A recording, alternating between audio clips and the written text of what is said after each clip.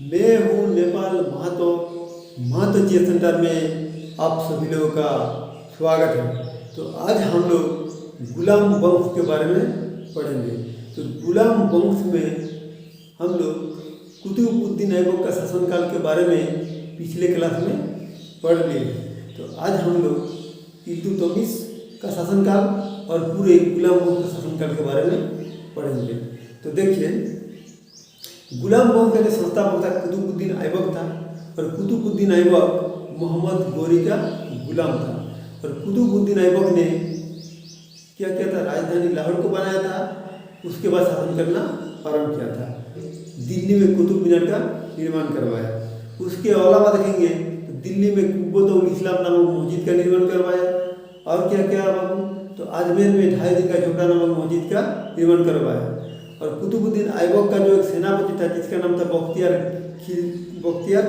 खिलजी। तो बख्तियार खिलजी ने क्या किया था, तो नालंदा विश्वविद्यालय को जला दिया था। उसके बाद देखेंगे तो 1210 ईस्वी में पोलो खेलते वक्त घोड़े से गिर के कुतुबुद्दीन ऐबक का मृत्यु हो गया। और कुतुबुद्दीन ऐबक की मृत्यु के बाद कुतुबुद्दीन ऐबक का लड़का राजा बना था जिसका नाम था आराम शाह। लेकिन वो एक अयोग्य शासक था और वो 8 महीने तक शासन कर पाया था, जिस वजह से इल्तुतमिश ने आराम शाह को गद्दी से हटा दिया और खुद राजा बना। तो इल्तुतमिश जो था कुतुबुद्दीन ऐबक का गुलाम था और उसका दामाद भी था। तो इल्तुतमिश जब राजा बना, तो राजा बनने के बाद उन्होंने राजधानी को लाहौर से दिल्ली लाया। तो क्वेश्चन पूछता है कि राजधानी दिल्ली को राजधानी बनाने वाला पहला शासक कौन था, तो इल्तुतमिश था। इल्तुतमिश ने ही पहली बार राजधानी दिल्ली को बनाया था और शासन करना प्रारंभ किया था। और इल्तुतमिश ने क्या किया, तो राजा बनने के बाद अपने ससुर कुतुबुद्दीन ऐबक का जितना भी अधूरा कार्य था सारा कार्य को पूर्ण करवाया था। इसीलिए इल्तुतमिश को गुलाम वंश का वास्तविक संस्थापक कहा जाता है। इल्तुतमिश को गुलाम वंश का वास्तविक संस्थापक कहा जाता है। तो देखिए, और इल्तुतमिश ने क्या किया, राजधानी को दिल्ली बनाया। उसके बाद क्या किया, तो इल्तुतमिश ने जब राजा बना तो उन्होंने बगदाद का खलीफा से खिलवत का उपाधि लिया था, यानी कि एक प्रकार का डिग्री लिया था। जैसे डॉक्टर लोग जो MBBS डिग्री लेते हैं वो क्या है, MBBS एक डिग्री है। जैसे मास्टर बनने के लिए B.Ed का डिग्री लेना पड़ेगा। उसी तरह का जब पहले के ज़माने में जब राजा बनता था तो बगदाद के खलीफा से डिग्री लेना पड़ता था। और बगदाद जो है इराक का राजधानी है, और इराक का राजधानी जो बगदाद है वहाँ पे मुसलमान का जो धर्म गुरु होता था, जो खलीफा होता था, वो वहाँ पे बैठता था। तो उनसे राजा बनने से पहले उनसे एक डिग्री प्राप्त करना होता था। तो इल्तुतमिश ने जो खिलवत का डिग्री लिया था वो बगदाद के खलीफा से लिया था। उसके बाद देखेंगे तो इल्तुतमिश ने भारत में पहला शुद्ध अरबी सिक्का जारी किया था, जिसे हम लोग चांदी को टंका बोलते हैं, और तांबा का सिक्का जारी किया था उसको हम लोग जीतल बोलते हैं। तांबा को जीतल और चांदी को टंका। तो यहाँ पे क्वेश्चन पूछता है कि इल्तुतमिश ने जो शुद्ध अरबी सिक्का जीतल चलाया था वो किस धातु का था, तो वो जीतल जो था तांबा का था, जबकि चांदी जो कि टंका जो था टंका वो चांदी का था। तो आप लोग यहाँ पे याद रखिए। उसके बाद देखेंगे तो इल्तुतमिश ने क्या किया था, तो 40 गुलाम का एक दल गठन किया था जिसको हम लोग तुर्कान-ए-चेहलगानी बोलते हैं। क्या बोलते हैं बाबू, तो तुर्कान-ए-चेहलगानी के नाम से जानते हैं। जैसे गांव में 8-10 महिला मिलके एक महिला समिति का गठन करता है, उसी तरह इल्तुतमिश ने 40 गुलाम को इकट्ठा किया और 40 गुलाम का एक दल गठन किया। उसको हम लोग बोलते हैं तुर्कान-ए-चेहलगानी, जिसको बलबन में देखेंगे तो बलबन के शासनकाल जब आया तो बलबन ने तुर्कानी चिहलगानी को नष्ट किया था। आप देखेंगे, देखिए क्या किया, तो इक्ता प्रथा का प्रचलन। ये इक्ता प्रथा क्या है, तो इक्ता प्रथा जो है ये सैनिकों को वेतन के बदले जमीन दिया था, उसी को हम लोग इक्ता प्रथा बोलते हैं। वेतन के बदले जमीन दिया था, उसी को हम लोग क्या बोलते हैं, इक्ता प्रथा। तो इक्ता प्रथा का प्रचलन जो किया था इल्तुतमिश ने किया था। उसके बाद देखेंगे तो भारत में सबसे पहले मकबरा निर्माण कर मकबरा का निर्माण इल्तुतमिश ने किया था। किसने किया था बाबू? मकबरा निर्माण करने का जो परंपरा आया है भारत में, वो इल्तुतमिश ने शुरू करवाया था। उसके बाद और देखेंगे तो इल्तुतमिश के समय जियाउद्दीन मांगबरनी भागते भागते इल्तुतमिश के दरबार पहुंच गया था। तब इल्तुतमिश ने क्या किया, उसको दरबार में रखा और रात में खाना खाने के समय बुलाया और कहा कि आपको कौन दौड़ा रहा है?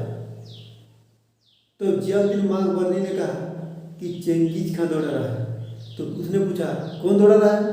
तो कहा चेंगिज खां दौड़ा रहा है। सुना चेंगिज खां दौड़ा रहा है, भागा भागा भागा। तब उसको क्या किया बाबू, तो अपने दरबार से भगा दिया और चेंगिज खान को संदेश भेज दिया कि आपका वहाँ से एक भक्ता आया था, इसका नाम था जियाउद्दीन, उसको हम भगा दिए, उसको हम शरण नहीं दी, उसको संदेश भेज दिया। क्योंकि उस इल्तुतमिश को पता था कि चेंगिज खान बहुत निर्दयी शासक था और बहुत ही मारधार करता था। तो और चेंगिज खान इतना शक्तिशाली था कि उसको मतलब हराना असंभव था। इसीलिए इल्तुतमिश ने क्या किया, संदेश भेज दिया कि जियाउद्दीन बर्नी आया था, उसको हम यहाँ से भगा दिए। तब चेंगिज खान और भारत की ओर नहीं आया और दिल्ली को बचा लिया था। इसीलिए इल्तुतमिश को गुलाम वंश का वास्तविक संस्थापक कहा जाता है। आप देखेंगे तो इल्तुतमिश 1236 ईस्वी में क्या हो गया, मारा गया, यानी कि उनका मृत्यु 1236 ईस्वी में हो गया। तो उसके मृत्यु के बाद इल्तुतमिश का बेटा रुकनुद्दीन दिल्ली का राजा बना, परंतु वो एक अयोग्य शासक था, जिस वजह से जब वो बाहर विद्रोह करने गया था तो उस समय दरबारियों ने मतलब आसपास के जो लोग थे उन लोगों ने राजिया सुल्तान को गद्दी पर बैठा दिया और इस तरह से भारत का जो पहला महिला शासक बनी थी वो राजिया सुल्तान बनी थी। कौन बनी थी बाबू? राजिया सुल्तान। तो राजिया सुल्तान ने क्या किया, मुसलमान धर्म का उल्लंघन करने लगे, यानी कि दरबारियों में टोपी, जीन्स, चश्मा, बेलबोर पहन के राज दरबार में आने लगे।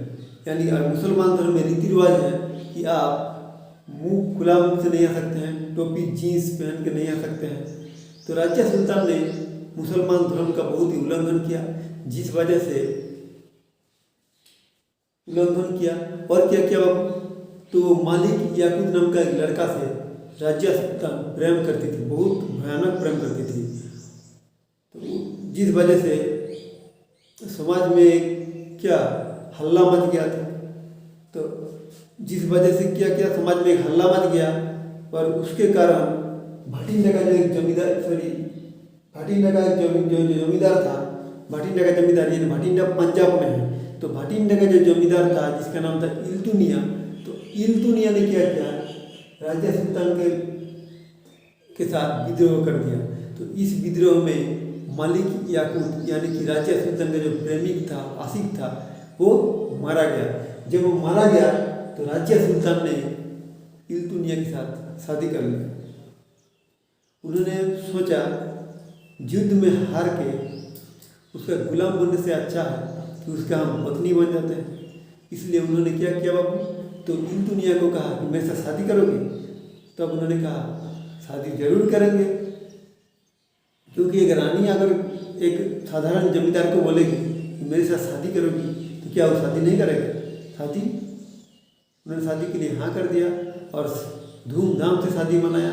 और शादी करने के बाद राजिया सुल्तान ने इल्तुनिया को कहा चलिए फिर से हम लोग दिल्ली चलते हैं और दिल्ली जाके फिर से हम लोग कब्जा कर लेते हैं। तब तक दिल्ली पर बहराम शाह राजा बन चुका था। तब वो दिल्ली आ रहा था,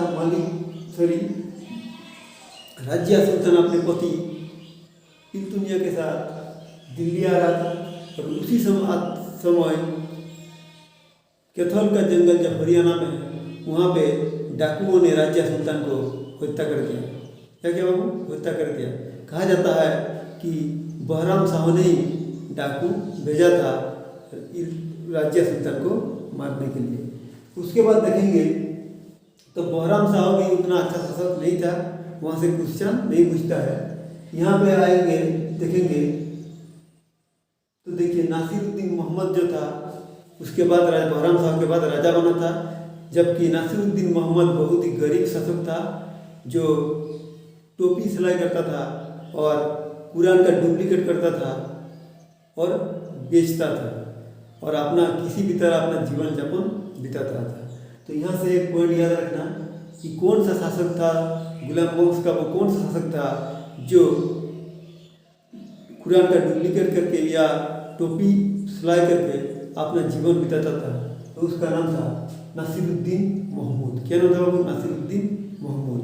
और नासिरुद्दीन मोहम्मद ने बलबन की बेटी से शादी किया था। किससे बाबू? बलबन की बेटी से। और बलबन को उलूम खान का उपाधि दिया था। नासिरुद्दीन मोहम्मद ने बलबन को क्या उपाधि दिया था बाबू? उलूम खान का उपाधि दिया था। तो देखिए नासिरुद्दीन मोहम्मद के बाद बलबन राजा बना था। तो बलबन ने क्या किया कि तुर्क ए चिहलगानी को विनष्ट कर दिया, ध्वंस कर दिया। यानी इल्तुतमिश ने जो 40 गुलाम का जो एक कमेटी गठन किया था तो उस कमेटी को विनष्ट कर दिया था। किसने? बलबन ने। और बलबन ने अपना नीति अपनाया था रक्त और लौह नीति। अगर किसी ने कुछ बोलता था तो उसको सीधा मार काट कर देता था। इसीलिए क्योंकि उसका जो नीति था रक्त और लौह था, इसीलिए दिल्ली सल्तनत काल का लौह पुरुष कहा जाता है बलबन को। क्या कहा जाता है बाबू? तो बलबन को दिल्ली सल्तनत काल का लौह पुरुष कहा जाता है। जैसे भारत का लौह पुरुष किसे कहा जाता है? सरदार वल्लभ भाई पटेल को कहा जाता है। तो उसी तरह दिल्ली सल्तनत काल का जो लौह पुरुष कहा जाता है वो बलबन को कहा जाता है। उसके बाद देखेंगे तो सिजदा और पाबस प्रथा का प्रचलन बलबन ने किया था। ये सिजदा और पाबस प्रथा जो था ये एक मतलब पैर छू के प्रणाम करना था और पैर को चूमना था, मतलब सर झुका के प्रणाम करना था और पैर को चूमना था। इसी को हम लोग सिजदा और पाबस प्रथा बोलते हैं। तो सिजदा और पाबस प्रथा का प्रचलन भारत में बलबन ने किया था। उसके बाद देखेंगे तो नवरोज त्योहार का शुभारंभ बलबन ने भारत में किया था। तो भारत पे पहली बार नवरोज त्योहार का प्रचलन किसने किया बाबू? तो बलबन ने किया था। ये नवरोज त्योहार फारस में मनाया जाता था, यानी कि फारस उस समय ईरान का नाम था।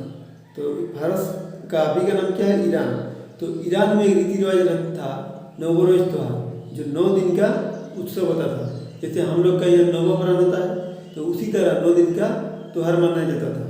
तो उस त्यौहार को भारत में सबसे पहले बलबन ने लागू करवाया था। उसके बाद देखेंगे तो गुलाम वंश का जो अंतिम शासक था उसका नाम था शमसुद्दीन कैमूर। क्या नाम था बाबू? शमसुद्दीन कैमूर। तो शमसुद्दीन कैमूर का मृत्यु 1290 ईस्वी में हो गया। तो यहाँ से क्वेश्चन पूछता है कि गुलाम वंश का अंतिम शासक कौन था? तो गुलाम वंश का जो अंतिम शासक था शमसुद्दीन कैमूर था और उसका मृत्यु 1290 ईस्वी को हो गया था। उसके बाद क्या किया बाबू? तो जलालुद्दीन खिलजी ने खिलजी वंश का स्थापना किया था। तो हम लोग नेक्स्ट क्लास में खिलजी वंश के बारे में पढ़ेंगे। अगर ये क्लास पसंद आया है तो प्लीज़ वीडियो को लाइक कीजिए, कमेंट कीजिए और सब्सक्राइब कीजिए और ज़्यादा से ज़्यादा शेयर कीजिए